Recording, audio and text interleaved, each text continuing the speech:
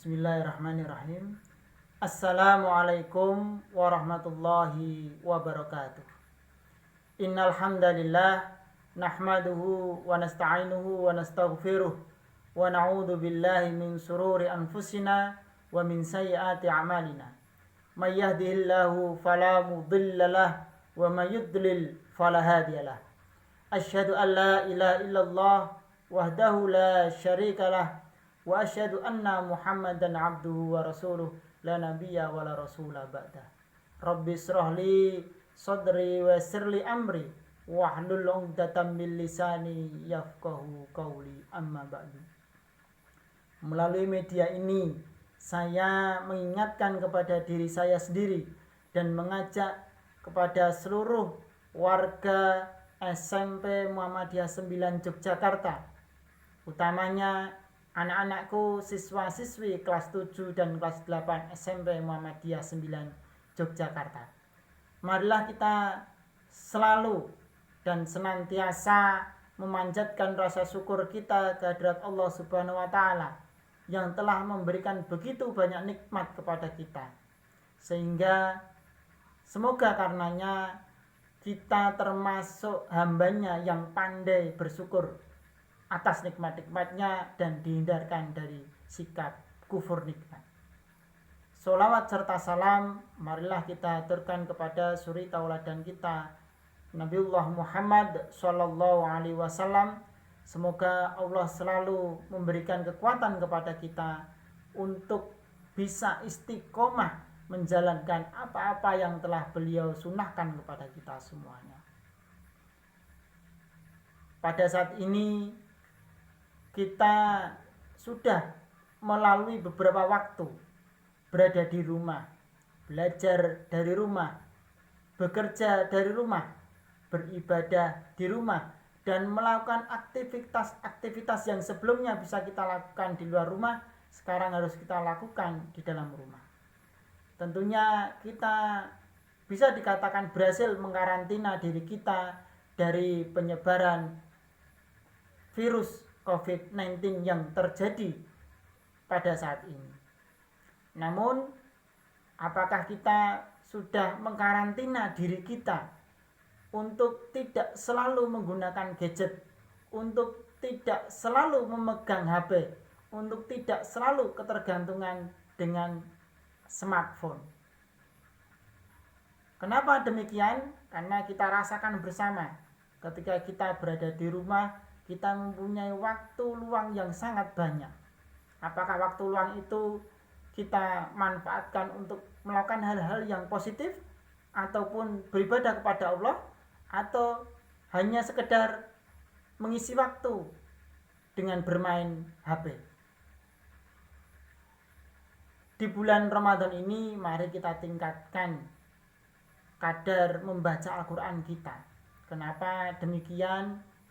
Karena ada sebuah hadis yang diriwayatkan oleh Tirmidzi yang berbunyi, man qara'a harfan min kitabillah, barang siapa yang membaca satu huruf dari kitab Al-Quran, falahu hasanatun, dia akan mendapatkan satu kebaikan. Wal hasanatu bi asri amsalihha, dan satu kebaikan terhitung 10 pahala. La aqulu, jangan berkata alif lam mim harfun, alif lam mim itu satu huruf, walakin akan tetapi alifun harfun, alif satu huruf, walamun harfun, dan lam satu huruf, wa mimun harfun, dan mim satu huruf. Jadi ketika kita membaca kata alif lam mim yang terdapat dalam Quran surat Al-Baqarah ayat pertama, Quran surat kedua, kita akan mendapatkan 3 kebaikan, dan karenanya kita akan mendapatkan 30 pahala. Belum lagi jika kita membaca di bulan Ramadan ini, di mana Allah melipat gandakan setidaknya sampai 700 kebaikan yang kita lakukan di bulan Ramadan ini. Tentunya kita tidak semena-mena berhitung secara matematika. Mari kita yakini dan kita praktekkan apa saja yang sudah disampaikan oleh Allah Subhanahu wa taala dalam Al-Qur'an dan dikuatkan oleh Nabi Muhammad dalam hadisnya. Mari kita lebih banyak membaca Al-Qur'an. Kenapa demikian? Kita manfaatkan gadget kita, manfaatkan handphone kita maupun smartphone kita dengan kita isi aplikasi Al-Quran di dalamnya, sehingga kita dapat membaca Al-Quran dimanapun dan kapanpun ketika kita mempunyai waktu yang luang. Tentunya ini hanya sebatas alternatif. Jika ada mushaf, kita baca pakai mushaf. Tapi andai kata ketika kita hanya ada HP, maka mari kita maksimalkan HP kita untuk beribadah kepada Allah dengan cara membaca Al-Quran. Apalagi di 10 hari terakhir di bulan Ramadan ini, tentu kita ketahui dan yakini bersama adanya satu malam yang lebih utama dibanding 1000 bulan. Jika tadi satu kebaikan dapat 10 pahala dan dilipat gandakan menjadi 700, bagaimana kalau kita sedang membaca Al-Quran dan kita tepat berada di malam yang dinamakan Lailatul Qadar?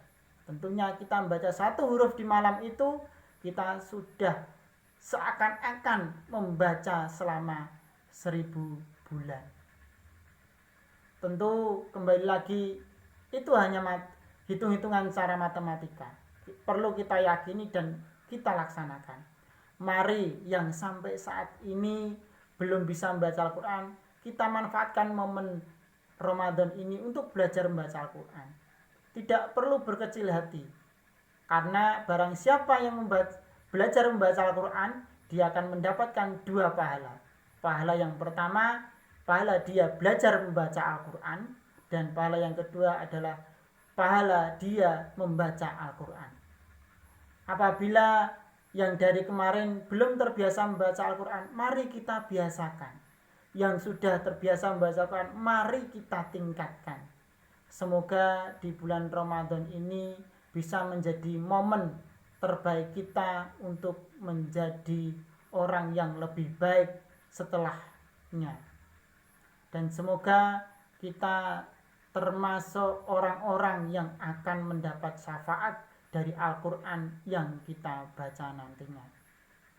Mungkin hanya ini yang dapat saya sampaikan, kurang lebihnya mohon maaf.